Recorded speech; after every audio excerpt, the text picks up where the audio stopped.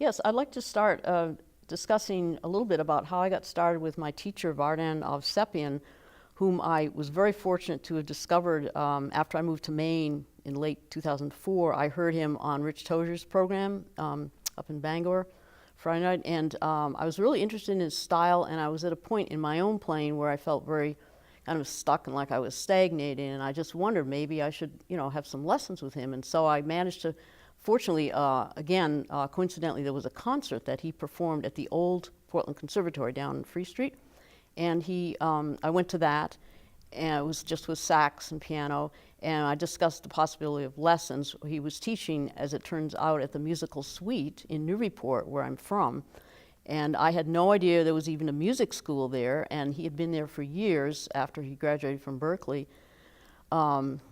And so we set up a lesson, and I knew right away after the first lesson that he was the teacher I needed. He was just what I needed, the way he presented his approach to exercise concrete material that I could work with and to from which to improvise and learn more and more topics. He taught me more and more topics and tools that I didn't even know about, much less knew how to execute.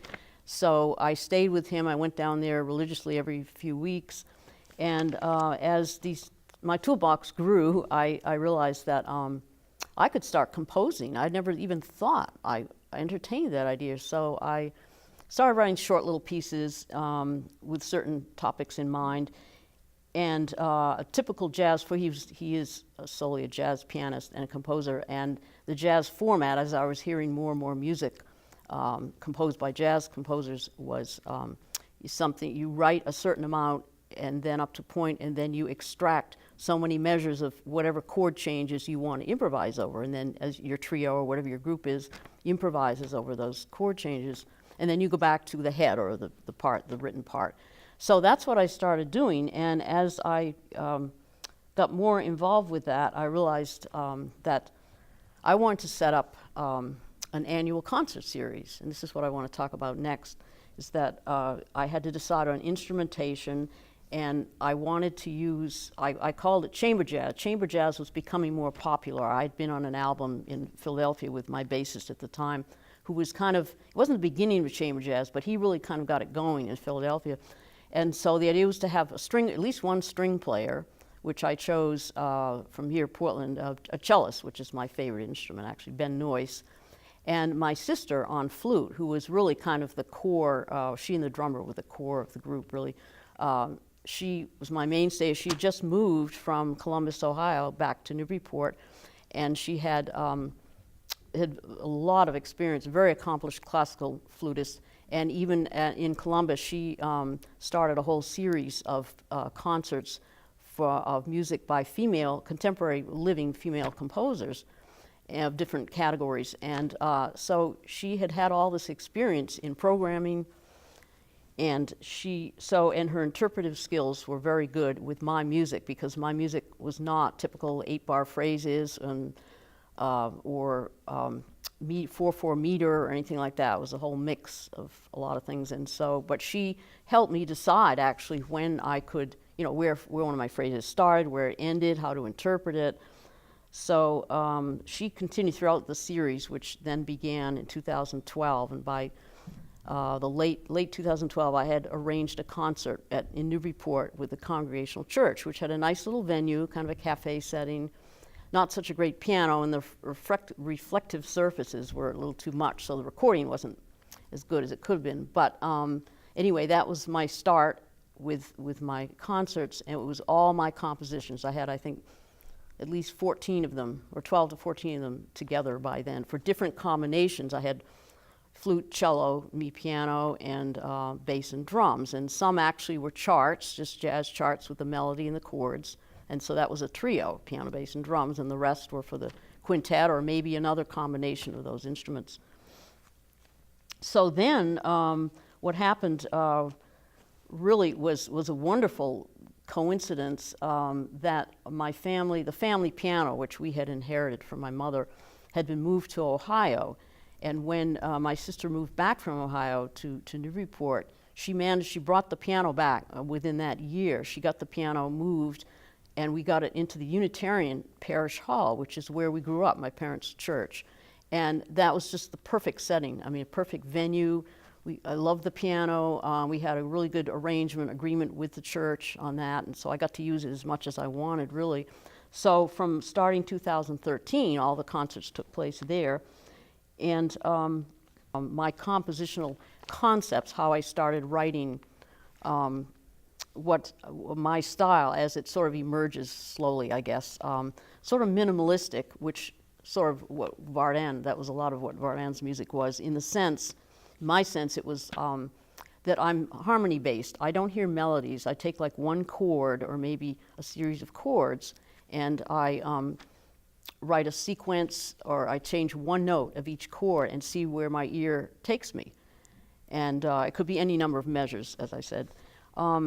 So I did this, you know, more or less for the next few concerts. The one piece that really demonstrates this technique the most, I think, is my latest, longest piece, classical piece called Chromatic Exploitations. And that was performed in 2015. The form of my music, I really decided in advance. It's the ideas which I put together through sketches that I collect throughout the year, and I connect, and from hearing my own CDs, or I go online to online radio stations to listen to a lot of contemporary jazz pianists. And I get really inspired by their ideas, so I write down some of it, you know, just like I say, sketches, and then I turn it into my own. I do whatever I want with it, and then those eventually become pieces. Now back to the concert series.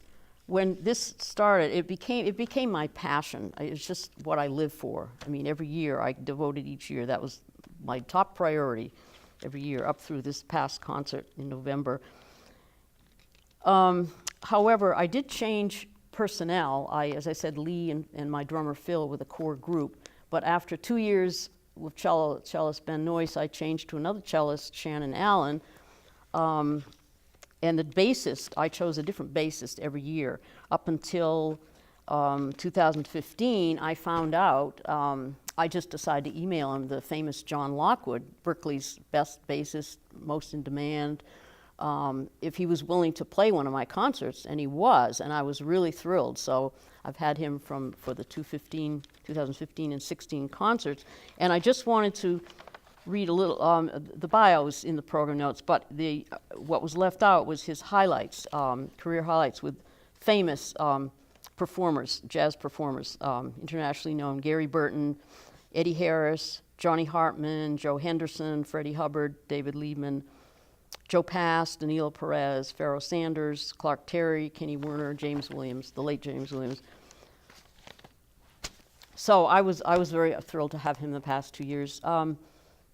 However, I also added, in 2015, I added tenor sax player Tracy McMullen from Portland, who was wonderful. She just really stole the show. And so she also came back for this past concert in November.